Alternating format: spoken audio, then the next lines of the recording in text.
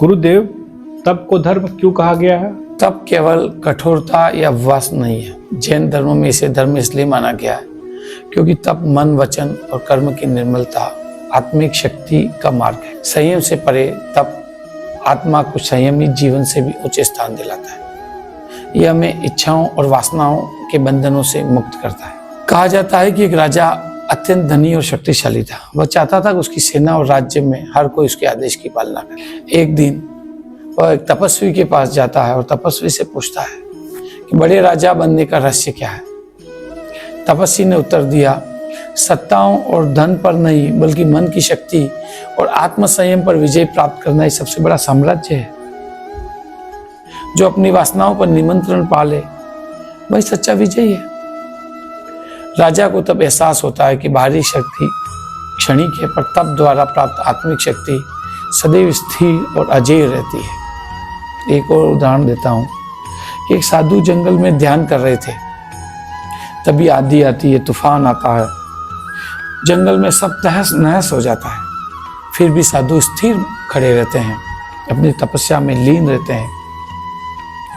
जब तूफान समाप्त हो जाता है, तब सब तरफ शांति हो जाती है।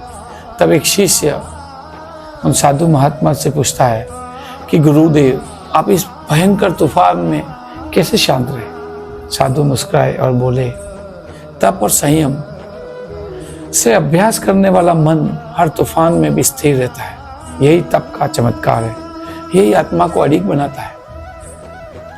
तप से पवित्रता आती है, तप से शक्ति आती है।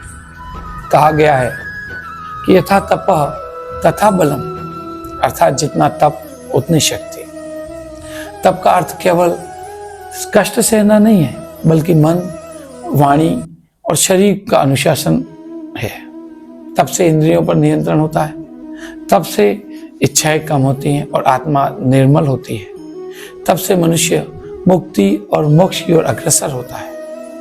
साधु हो, राजा हो या साधक, सभी को तप से ही असली विजय और स्थिरता और सम्मान मिलता है। याद रखो, तप ही आत्मा की सबसे बड़ी शक्ति है, मोक्ष का मार्ग है। इसीलिए जैन धर्म में उत्तम तप धर्म को धर्म माना गया है, क्योंकि बिना तप के न तो आत्मा का शुद्धिकरण संभव है, न साधना संभव है, न ही मोक्ष संभव है। तप ही वह सेतु है जो मनुष्य को मोह माया से ऊपर उठाकर परम आत्मा की ओर ले जाता है।